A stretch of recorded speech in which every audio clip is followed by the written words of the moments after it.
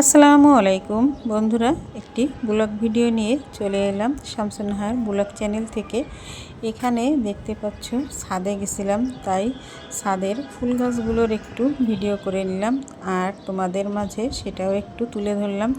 Please বন্ধুরা, আজকের ভিডিওটা একটা লাইক দিয়ে তারপর দেখতে শুরু করো। তো দেখতে পাচ্ছ গাছগুলো কিন্তু খুব সুন্দর লাগছে দেখতে।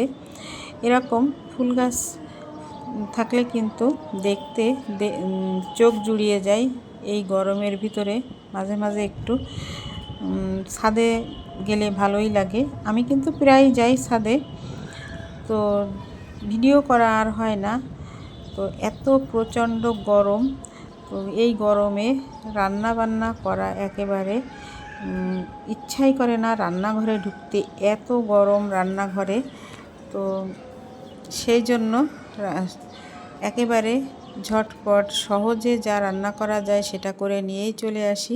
বন্ধুরা, ভিডিওটা শুরু করলাম। এখানে দেখো আমি আম কেটে নিলাম আর আমি চিনি মিশিয়ে রেখে দিছি। আর তোমাদের ভাইয়া গেছিলো গ্রাম থেকে সবজি নিয়ে আসলো, সেই সবজিগুলো আমি একটু গুছিয়ে নিচ্ছি। তো এখানে দেখতে পাচ্ছ পেঁপে, 3টা পেঁপে, তারপরে ডাঁটা, উচ্ছে। তোমরা দেখতে থাকো, আমি এই সবজিগুলো একটু গুছিয়ে নিই।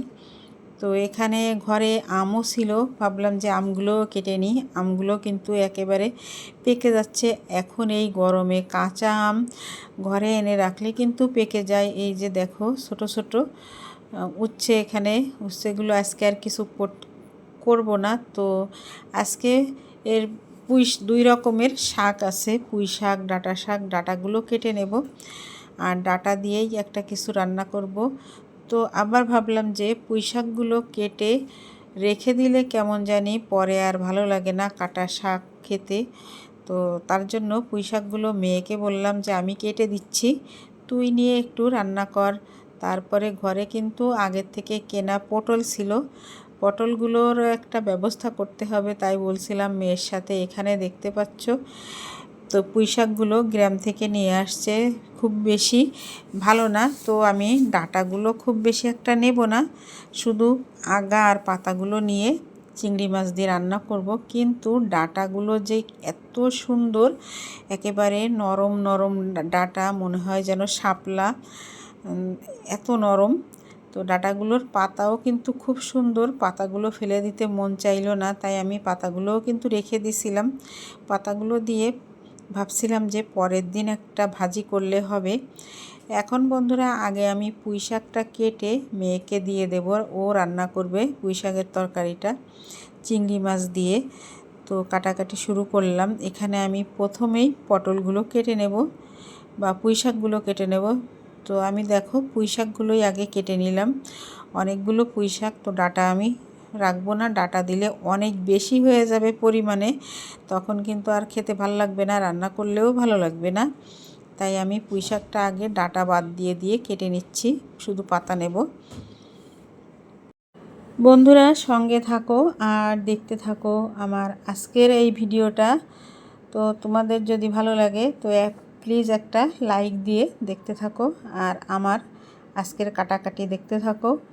ভিডিও বানাতে আর ইচ্ছে করে না, কি করব, রান্নাঘরে যেতে পারি না, কোনো ভালো রেসিপি করতে পারতেছি না। গরমে হাঁসফাঁস করে জীবন যায়, ঘামে ভিজে একেবারে মনে হয় যেন গোসল করে আসছি। রান্নাঘরে গেলে কাজ করতে পারি না। তো দেখো পুঁই শাকগুলো কাটার পরে আমি পটল কাটতে শুরু করলাম। আজকে শুধু কাটাকাটির ভিডিওই দিলাম তোমাদেরকে, সঙ্গে থাকো আর দেখতে থাকো। বন্ধুরা, আমি এখন পটলগুলোকে কেটে নিচ্ছি। পটলগুলোকে সিলে তারপরে কুচি করে নেব। এভাবে পটল কুচি করে ভাজি করলেও কিন্তু খুবই ভালো লাগে, মজার একটা রেসিপি হয়, ভাত, রুটি, পরোটার সাথে খাওয়া যায়। বন্ধুরা সঙ্গে থাকো আর দেখতে থাকো।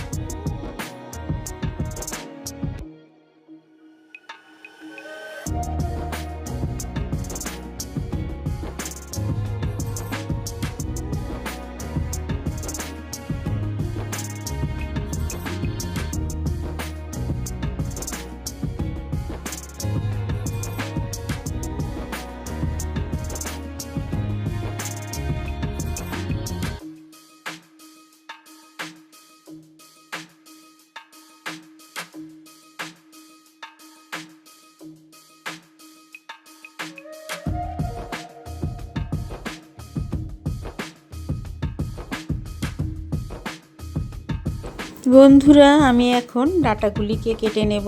ডাঁটাগুলি কেটে তারপরে আমি যাব ডাঁটাগুলি রান্না করতে। ডাঁটাও রান্না করব, চিংড়ি মাছ দিয়ে পুঁই শাক রান্না করব, পটল ভাজি করব।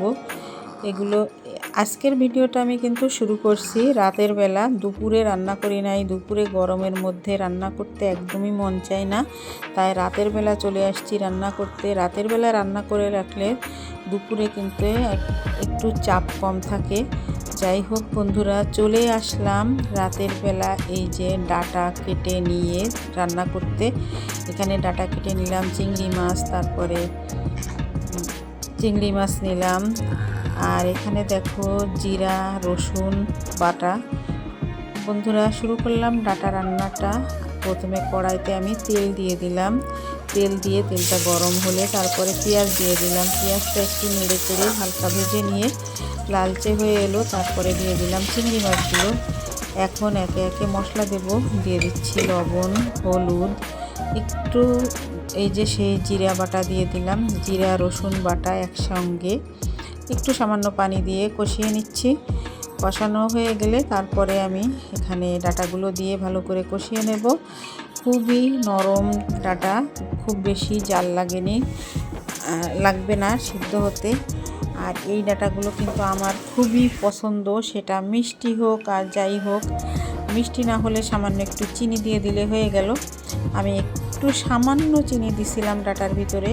তো দেখো আমি মাছ কষানো হয়ে গেলে ডাঁটাগুলো দিয়ে দিচ্ছি। আর 2টা আলু কেটে দিছিলাম আমি ডাঁটার ভিতরে। একটু আলু দিলে কিন্তু ভালো লাগে খেতে, তাই আমি 2টা আলু দিলাম। খুব বেশি আলু আমি দিলাম না, আমার ডাঁটার কোনো তরকারিতে তেমন একটা আলু খেতে কিন্তু পছন্দ না। শীতকালে যখন নতুন আলু ওঠে তখন একটু ভালো লাগে আলু খেতে, তাই ছাড়া আর আলু খেতে কিন্তু আমি কোনো তরকারিতেই পছন্দ করি না। বন্ধুরা হয়ে গেল আমার আজকের এই রান্না বান্না। বন্ধুরা আজকে যেহেতু আমি ব্লগ আকারে ভিডিওটা দিলাম, তাই তোমাদেরকে আর পুরো রেসিপি দেখালাম না। বন্ধুরা আজকের মতো বিদায় নেব, চলে আসবো আবারও অন্য একটি ব্লগ ভিডিও বা রেসিপির সঙ্গে। সে পর্যন্ত সবাই ভালো থেকো। আল্লাহ হাফিজ।